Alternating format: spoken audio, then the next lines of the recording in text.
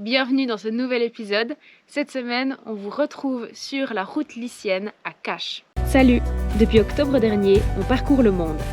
Après 6 mois en Amérique latine, nous nous sommes lancés comme défi de relier l'Inde à la Suisse uniquement par la terre. Pour suivre nos aventures, rendez-vous tous les dimanches sur notre chaîne YouTube. Ce qui est cool quand on est 4, c'est qu'on peut louer des beaux endroits, comme ici un Airbnb qui est une petite maison avec une piscine. Grande piscine. Donc c'est super agréable de se poser quelques jours dans un endroit aussi paradisiaque. Et c'est aussi l'occasion de faire des choses qui nous manquent. On fait nous-mêmes notre petit déjeuner, on peut cuisiner. Donc c'est chouette d'avoir quelques jours un peu plus tranquilles et en même temps d'avoir plein de trucs à faire autour. C'est vraiment une région qui regorge d'activités. Il faut choisir. Ouais, donc on se réjouit de découvrir ce coin. Il y a une tonne de choses à faire le long de la côte turquoise. Là par exemple aujourd'hui on est venu faire une excursion sur l'île de Kekova. Et on fait un tour en bateau et ce qui est super c'est que là on est dans un village qui est accessible uniquement en bateau ou à pied. Un petit village tout chou avec plein d'escaliers. Trop mignon, super traditionnel, des belles petites maisons. Avec un château qui surplombe où on est actuellement. Et plein de tombeaux qui datent d'avant Jésus-Christ, donc hyper vieux mais hyper bien conservés. Et ils sont soit dans les terres, donc on peut les voir en montant sur le château sur lequel on est, et il y en a aussi qui sont submergés, donc ceux-là on peut que les voir par bateau, par kayak, donc c'est assez génial comme activité.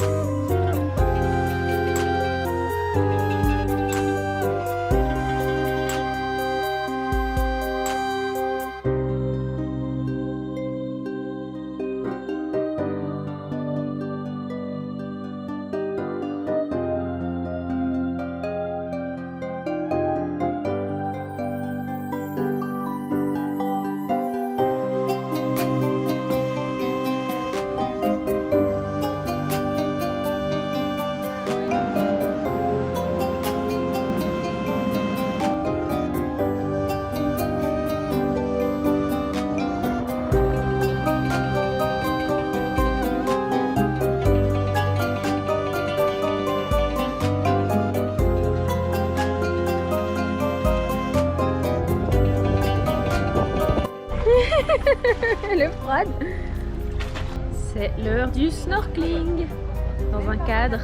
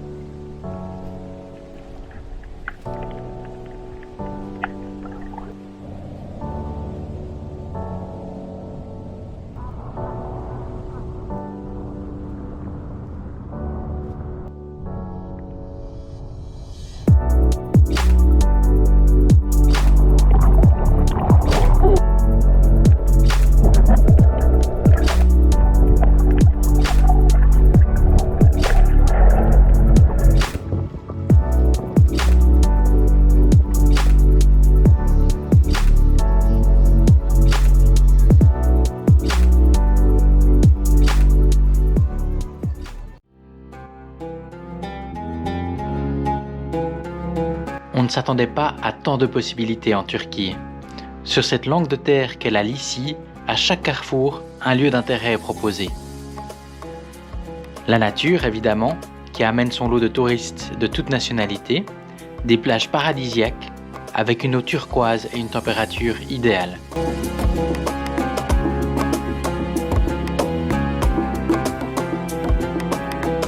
Mais aussi et surtout des ruines littéralement antiques qu'on retrouve dans tous les coins.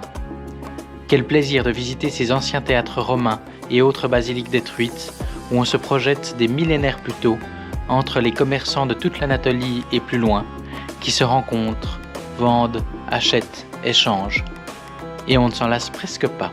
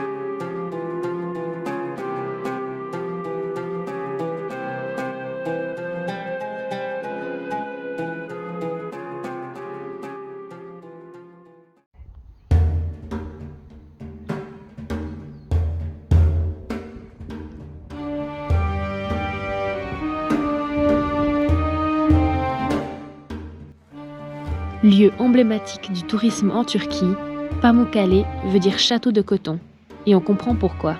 Créé par une réaction chimique entre du CO2 et du carbonate de calcium, le résultat est très esthétique. On ne pouvait pas manquer ce must, et apparemment, on n'était pas les seules personnes à vouloir visiter cet endroit magnifique.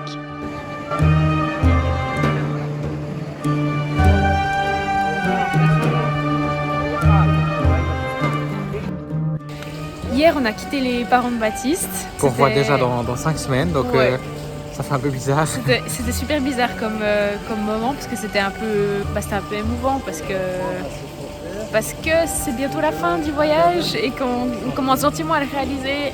Et on est venu à Kusadasi, qui est une ville au bord de la mer Égée, et c'est la ville de laquelle partent la plupart des bateaux de croisière. Donc c'est alors c'est pas une très grande ville, donc c'est vraiment impressionnant de voir ces énormes bateaux de croisière. Ouais, c'est énorme, et puis c'est un tourisme qui est pas mal différent de ce qu'on a eu jusqu'à maintenant, mais c'est trop intéressant parce que la Turquie jusqu'à maintenant on voit vraiment, il y a ces deux visages de la Turquie très authentique, très traditionnelle, avec des gens qui sont très accueillants, et après il y a le tourisme de masse avec les restos où les prix sont en euros et chers, enfin il y a vraiment ces deux facettes, donc c'est trop intéressant de passer de l'un à l'autre. Qu'est-ce qu'on fait aujourd'hui, Sarah? On va en Grèce, on va sur l'île de Samos, à 1 heure de ferry de Kusadasi. Ça fait un pays de plus pour moi, mais pas pour Baptiste, parce qu'il est déjà allé en Grèce.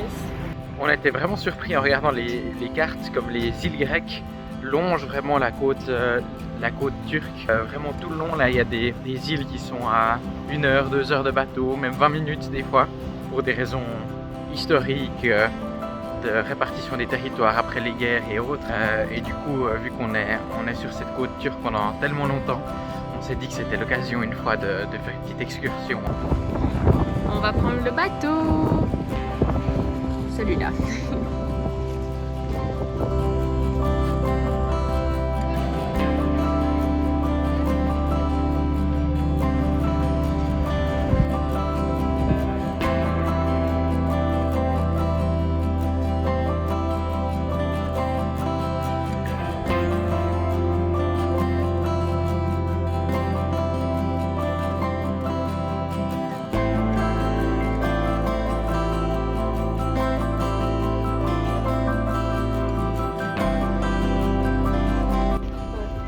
Qui dit Grèce dit moussaka, qui a l'air absolument excellente. Et moi j'ai pris un kleftiko, un gigot d'agneau cuit longtemps avec plein de bonnes épices.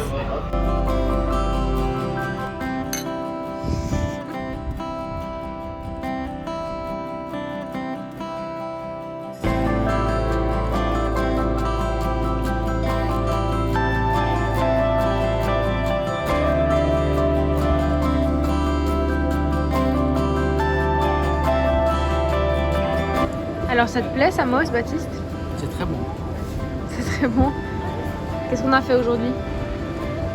On s'est baladé, on a visité des églises, châteaux et on a mangé.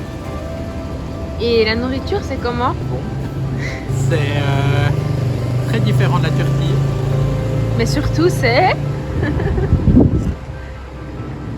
Je sais pas. C'est cher. Ah oui, ça change beaucoup. C'est super cher. Oh, c'est trop chaud. Mais t'es trop chaud. C'est la fin de cet épisode. Merci de nous avoir suivis et on espère que la Turquie vous plaît parce que la semaine prochaine, on continue.